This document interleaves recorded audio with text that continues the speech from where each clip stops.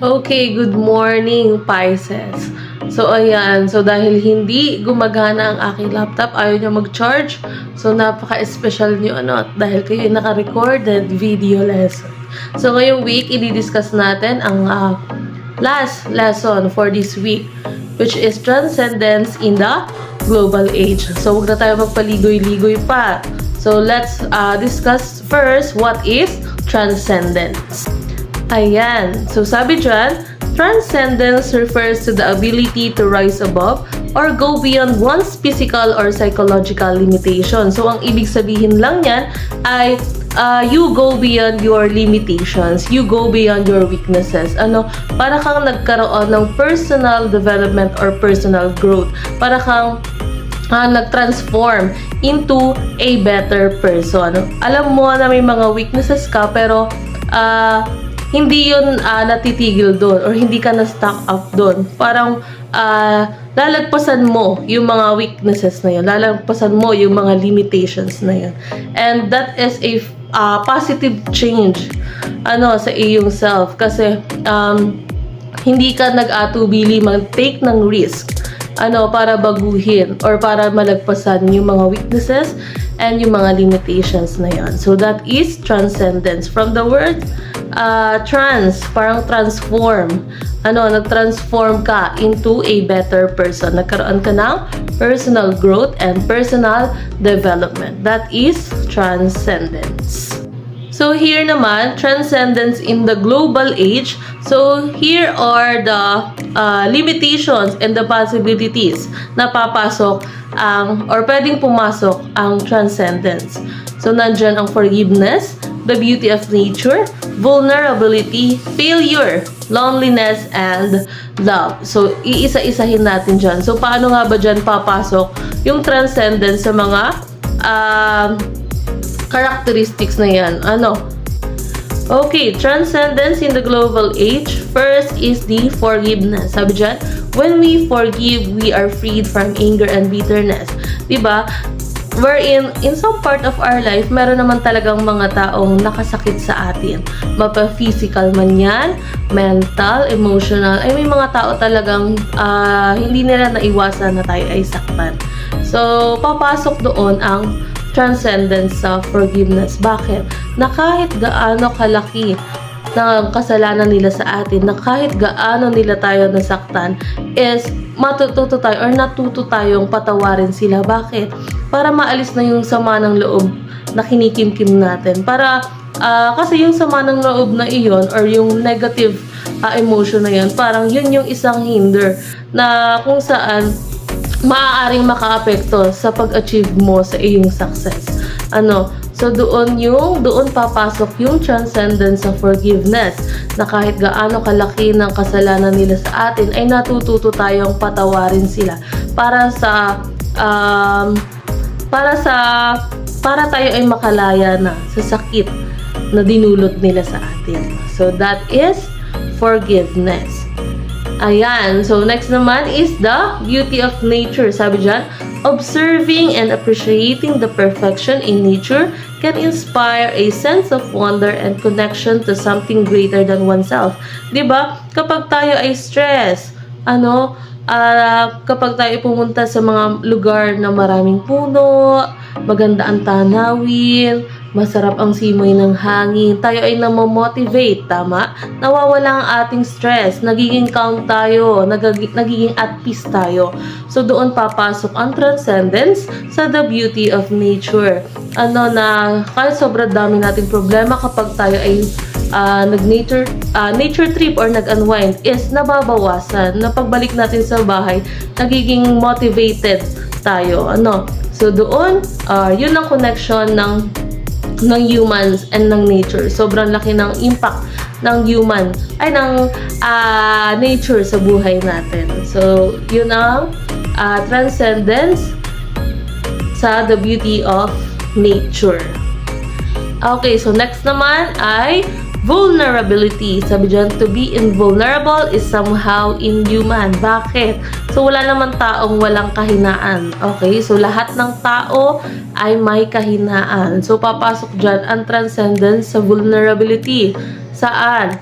At bakit? So kapag tayo ay tanggap natin na tayo ay hindi magaling sa lahat ng oras, hindi tayo magaling sa lahat ng bagay, papasok dun yung transcendence. Kasi ay tanggap mo na may mga kahinaan ka talaga, pero hindi ka lang mag-stock up doon. Dapat is yung weaknesses na yon is hindi maging hinder para ma-achieve mo yung success mo. Kundi, yung weaknesses na yon is kaya mong lagpasan. Kaya mong gawin or i-turn into strength. Okay? So, that is vulnerability. Next naman is the failure. Our failures force us to confront our weaknesses and limitations. Diba? Hindi naman porket nag-failed ka sa isang pagkakataon or sa isang sitwasyon ay failure na ang buong buhay mo. No. In every failure, meron tayong nakukuhang lessons. And yung lesson na yon is maaari mong gamitin. And maaaring stepping stone mo ito para ma-achieve mo yung success mo. Okay? So, for example, nakakuha ka ng mababang grades sa isang subject. So, hindi naman porke nakakuha ka ng mababang grades sa isang subject ay hindi ka na magiging successful in the future.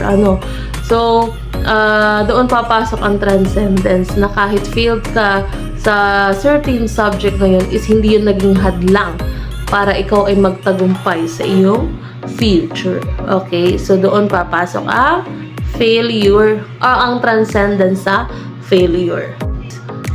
So, next naman is loneliness. Sabi dyan, our loneliness can be rooted in our sense of vulnerability and fear of death. Na kapag tayo ay nag-iisa, pakiramdam natin na tayo ay mahina, tama? Na takot tayo mamatay mag-isa, where in fact, papasok dyan ang transcendence sa loneliness. Na in some part of our life, marirealize mo na sobrang saya pala mag-isa. Na hindi porket mag-isa ka is mahina ka. Okay? So, yung transcendence sa loneliness is na marirealize mo na lang na wala kang ibang pagkakatiwalaan kundi ang sarili mo. Na walang ibang tutulong na ibang tao kundi ang sarili mo. So, that is transcendence in loneliness. So, next naman is sa love.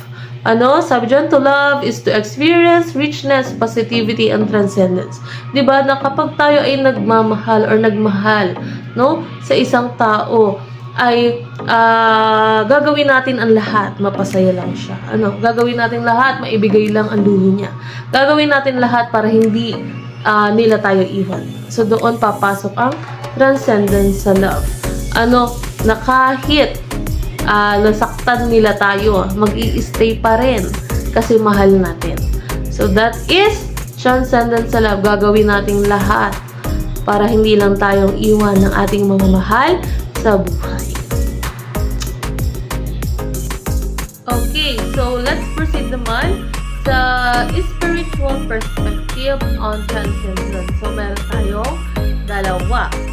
First is Buddhism or Nirvana. Sabi dyan, Nirvana means the state in which one is absolutely free from all forms of bondage and attachment. Kasi meron concept ang Buddhism na naniniwala sila sa Four Noble Truths. Yung summary ng Four Noble Truths na yon is all about life is full of sufferings, wherein papasok yung transcendence in terms of nirvana. Wherein itong nirvana na ito is nagkakaroon tayo ng enlightenment. Nagkakaroon tayo or nagiging eye-opener ito na ang buhay natin is punong-puno ng mga challenges. Ang buhay natin ay punong-puno ng problema. So, dito sa nirvana or sa concept of nirvana, nagkakaroon tayo ng peace of mind. Bakit? Na alam na kasi natin na ang buhay nga ay punong-puno ng sufferings, na ang buhay ay punong-puno ng problema. So, hindi na tayo magtatanong, bakit kaya nararanasan ko ito? Bakit? Punong-puno ako ng problema, lagi na lang ako may problema. Where in fact, doon daw sa nirvana is alam na natin na ang buhay talaga, or habang tayo ay nabubuhay, tayo ay makakaranas ng problema. So, that is the concept of Buddhism and transcendence in nirvana.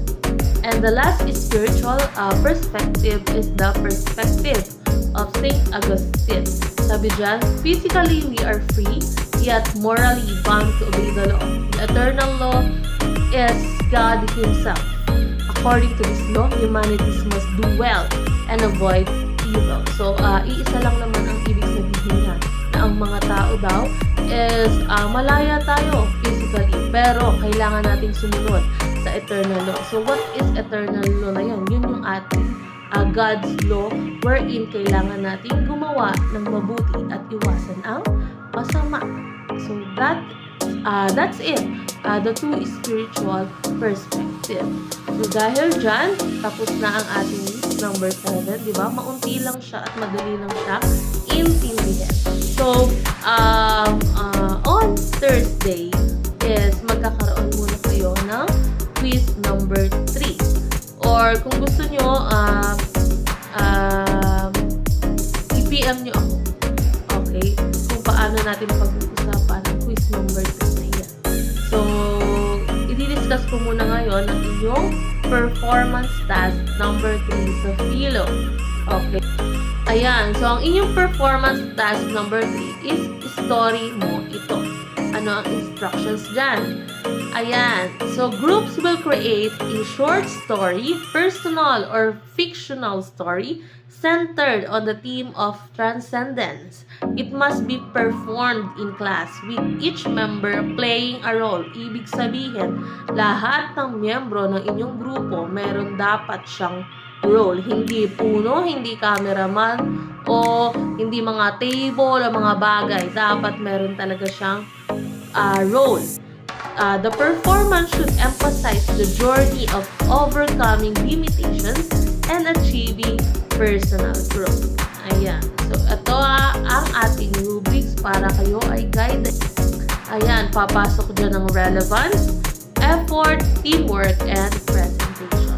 So, ang mangyayari dyan, bibigyan ko kayo or ibibigay ko yung time ko ng Thursday para kayo ay mag-meet. And then on Friday ay iyon na ang inyong presentation dahil next week ay inyong first quarter examination.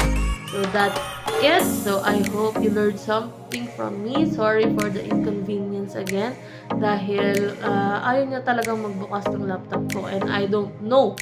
Kailangan ko itong ipagawa dahil nandun ang aking mga records. Okay? So that's it. Keep safe, Pisces. Okay? Babush!